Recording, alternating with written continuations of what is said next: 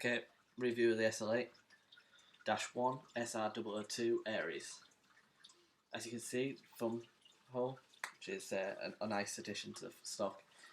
Well sturdy. This doesn't make a lot of noise at all. If you fasten it properly, it's a bit loose at the minute because I've started thinking about putting the battery into this section. I'll explain why. A couple of nice features is that this is supposed to lock according to the instructions, but it does not. The selector switch can be set to full auto for some unknown reason. It doesn't anymore, it's been changed.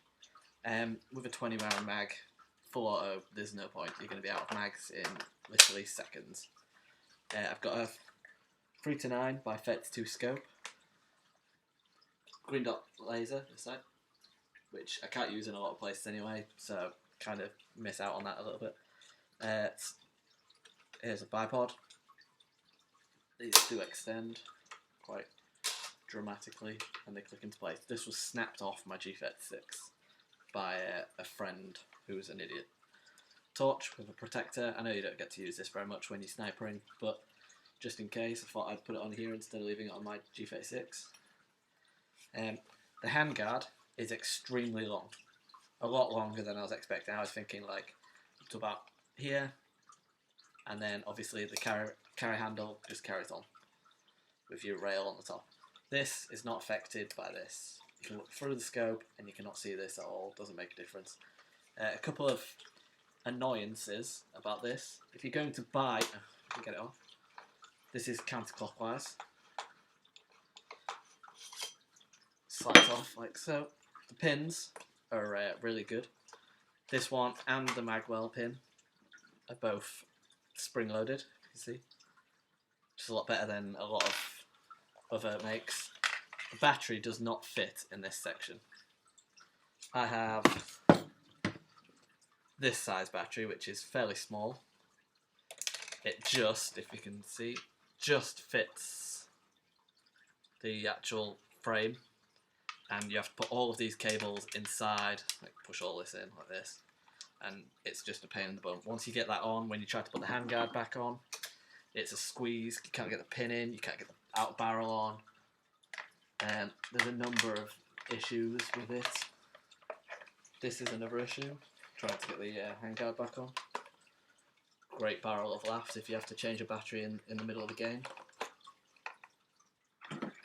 Pin, fairly easy to put back in. Just push. The barrel, this does come into two parts. It's about there, that bit comes in, so you can put another end on it if you like. I quite like this one, and it's stuck together, can't get it off. The price I paid for this, I paid £200 from somebody else, and it had already had a new spring, a new bearings piston put in it, the new barrel, which is it's a tight bore. I'll put the details of all the bits that have been added to it before I got it. If you put these mags in it, it's just ridiculous. You'd never want to fire this many rounds. That's a 470 round magazine, and it's just far too many. You'd just be sat there just shooting for the rest of your life. You can't pack out like you would on a G36. Obviously, G36 full auto, just hold it, it'd be empty in moments. The G36, which is what originally made me want an SL8, but I couldn't find any reviews for it, so I just bought one. It used to have a longer handguard, a longer barrel, and then extensions onto it, so it was like this long. At the moment, just got a flash hider on it, which is pretty naff. Rails, which you don't get on the SL8. You have to actually piss about with it, trying to drill it out, because they do have the actual nuts in there to fasten the screws in, but you can't get the screws in because the plastic is not cut properly. An original magwell, and this one does not lock, so the button's been removed anyway. A couple of things I had to do with the KWA is I had to drill holes in it to vent the actual gearbox, all of it, and the motor, because it does make a horrible smell, regardless of what battery we put in it. We put an 8.4 in it, we put the 7.2 I believe that comes with it, still makes a horrible smell. So there are numerous holes, as you see here. The stock is originally a two-tone stock because I snapped mine and I had to borrow one off someone. I don't know what he didn't need it for. I'm actually thinking about taking this off, so it can just be a close combat one with the handle. I've seen a couple like that, cut down the handguard, and then have it as a second weapon. The iron sights are not as good as the ones on the SL8, and with it being a KWA, it costs twice as much, and there's less of it, really.